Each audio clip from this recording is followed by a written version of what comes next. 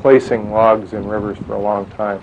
It's how they're placed that is unique in this particular case. The way that those are placed up there is according to some research that came out of the University of Washington, looking at natural log jams and how they form and how they sustain themselves. The other thing that we knew that we had to do was get vegetation back on the floodplain, and there's several species of trees and shrubs that grow their own roots when they're planted as sticks, and they're willows and cottonwoods. So we took cottonwood poles 2 to 4 inches in diameter and drilled holes and put those cottonwood poles in those holes. So those do a couple of things. We have roots then that hold the soil together, and we have the poles that automatically roughen the stream bank so that when the water does come up, it encounters some sort of roughness and it slows down rather than accelerating along a smooth stream bank.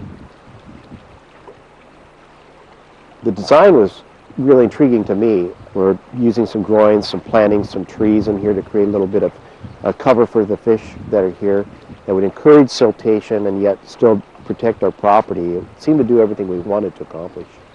Ideally, we want a stream bank stabilization project to last at least 10 years. That allows people to have a planning horizon so they can plan what to do with their property. But more importantly, it gives the river time to adjust to its new situation. Natural Resources Conservation Service uses our Conservation Technical Assistance Program to help landowners decide how to maintain their projects. Because we don't have emergency watershed protection funding every year, we still need to help these landowners decide if something they're seeing is a problem and whether or not they should react to it.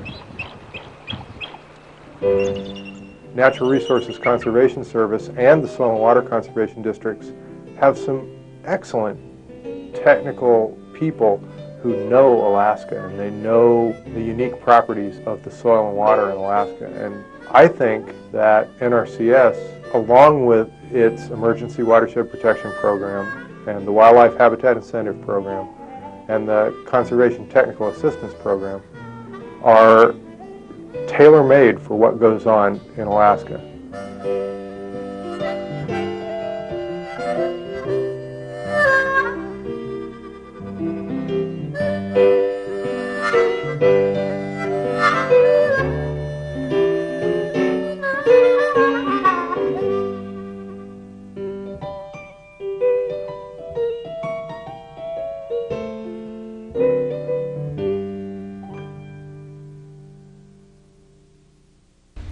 Tom, with these resources now being identified by Alaska Village Initiatives, why is it so important that this private lands wildlife management project and program be introduced to rural Alaska now? One of the reasons why is that Alaska's wildlife population has never seen as much pressure as it has today. And with the advent of new industrial opportunities for Alaska, in particular the mining industry, gold mining and coal, we're going to see pressures that have never been seen in these areas of our state. In one particular area, we have 2,000 employees that will be impacting a particular river drainage. And as we move on this, we want to bring to the landowners the same resources that have been made available to our friends and neighbors in the lower 48 who have also been impacted by similar events. These resources such as USDA, NRCS, the EQIP program and WIP program were critical not only in sustaining those communities but actually increasing the wildlife populations in those areas. So it's timely that these resources now be made available to Alaska's landowners.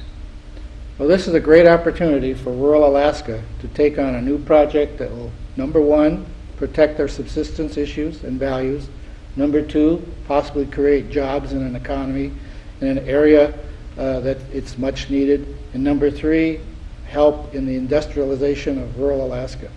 Thank you very much. Thank you.